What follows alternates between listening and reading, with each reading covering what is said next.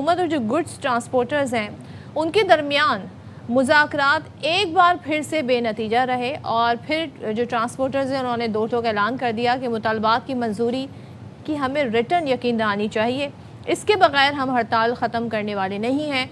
मुल्क भर में गुड्स ट्रांसपोर्ट की पहिया जाम हड़ताल के बायस क्या हो रहा है? अब ज़ाहिर है जो आपकी इंडस्ट्री है उसको रॉ मटेरियल नहीं पहुंच पा रहा, तैयार माल जो है उसकी सप्लाई मुतासर हो रही है, इम्पोर्ट एक्सपोर्ट का पहिया सुस्त हो गया है, जबकि अशिया खुरनोश की सप्लाई मुश्किलात का शिकार है। और बहरान अभी थमा भी नहीं था कि पेट्रोलियम डीलर्स ने भी हुकूमत के सामने 72 घंटे की डेडलाइन रख दी है। पाकिस्तान पेट्रोलियम डीलर्स एसोसिएशन कहते हैं मुतालबात तस्लीम ना किए गए तो 15 अगस्त सुबह 6 बजे से मुल्क भर के पेट्रोल पंप्स गैर मुअय्यना मुद्दत के लिए बंद कर दिए मतलब 3 दिन बाद। तो ये आप देखिए पेट्रोलियम डीलर्स ने तो इंदिया दे दिया है और साथ ही साथ जो गुड्स ट्रांसपोर्टर्स हैं उनके साथ कोलैबोरेशन में हड़ताल में आ गए हैं। मिनी मजदा एसोसिएशन वाले भी और जो एडिबल ऑयल एसोसिएशन वाली जो ट्रांसपोर्टेशन वाले लोग हैं वो भी आ गए हैं। तो साथ साथ अब पेट्रोलियम वालों ने भी इंदिया दे दिया है। जानेंगे कि क्या सिचुएशन है मुल्क भर में इस वक्त। हमारे नुमाइंदे हमारे साथ मौजूद होंगे कराची से अनवर ख़ान और पेशावर से नबशेर। सबसे पहले कराची का रुख कर लेते हैं और अनवर ख़ान से जान लेते हैं।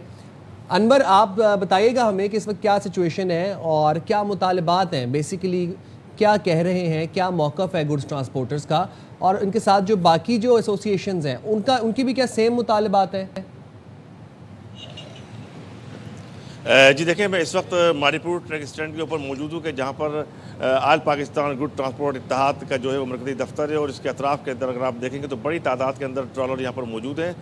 जो आल पाकिस्तान गुड ट्रांसपोर्ट इत्तेहाद है बुनियादी तौर पर उनके 12 नुकाती चार्टर ऑफ डिमांड थे, जो 12 नुकाती चार्टर ऑफ डिमांड पर वफाकी और सिंध के अंदर भी सिंध हुकूमत के साथ मुज़ाकरात ताउन कामयाब ना हो सके, जिसके बाद इस वक्त इस एहतजाज का और पहिया जाम का सिलसिला जारी है।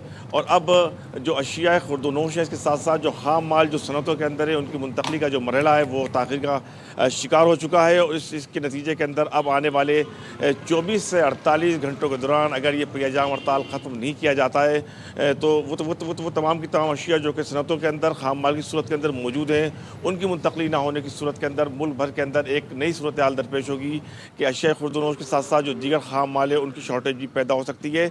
इनका बुनियादी मुतालबा ये है कि जो 12 नुकाती चार्टर ऑफ डिमांड है उसको तहरीरी तौर पर मंजूर किया जाए।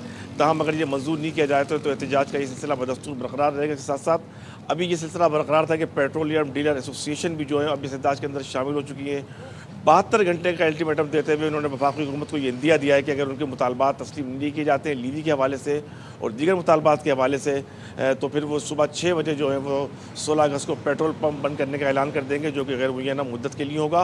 इसके साथ साथ जो उनका मुतालबा ये है कि जो मुख्तलिफ कार्गो टर्मिनल है वहाँ के ऊपर जो है ट्रक स्टैंड के लिए पार्किंग फराम की जाए। मुल्क भर की जो ट्रक स्टैंड है वहाँ पर बुनियादी सहूलतें फराम की जाए। एक्सिल लोड का जो कानून है उस पर अमल दर्ज किया जाए। दियत के नाम पर जो 97 लाख रुपये वसूल किए जाते हैं उसको फुटफोर बंद किया जाए।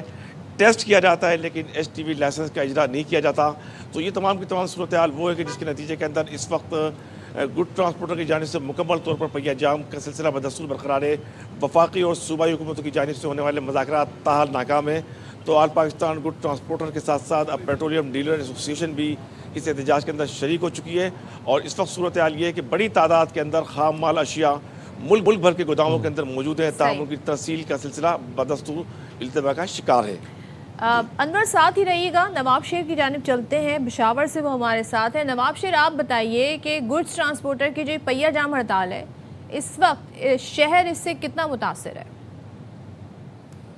जी बिल्कुल, पेशावर में भी गुड्स ट्रांसपोर्टरों का पहिया जाम हड़ताल बदस्तूर जारी है और मैं इस वक्त हजीकेम बस अड्डे में मौजूद हूँ जहाँ पर ये ट्रकों का सबसे बड़ा अड्डा है और गुड्स ट्रांसपोर्टरों का सब यूनियन का दफ्तर भी यहाँ पर है। और यहाँ पर जो है वो ट्रकों की लंबी लंबी कतारें जो है वो 3-4 रोज़ से कड़ी है और सप्लाई जो है वो मुकम्मल तौर पर बंद है। अशिया खुर्दनोश और दीगर जो सामान वगैरह है उनकी सप्लाई जो है वो मुकम्मल तौर पर बंद है, जिससे न सिर्फ जो ड्राइवर हज़रात है, ताजर और आम शहरी जो है वो इससे काफ़ी मुतासर हो रहे हैं। लेकिन मैं आपको एक और बात भी बताता चलूँ कि यहाँ पर जो रोज़ाना की बुनियाद पर जो मज़दूरी करते हैं, जो मज़दूर है सबसे ज़्यादा वो यहाँ पर इससे हड़ताल की वजह से ज़्यादा मुतासर हो रहे हैं, क्योंकि यहाँ पर जो ट्रकों में सामान लाया जाता है और या भराया जाता है तो वो मज़दूरी करते हैं। लेकिन अब जो है सारी सप्लाई बंद है, अड्डे मुकम्मल तौर पर बंद है, तो जिसकी वजह से जो है वो मज़दूर तबका काफ़ी मुतासर हो रहा है और उनके घरों में जो है वो फाकों पर उतर आए हैं, क्योंकि वो रोज़ाना की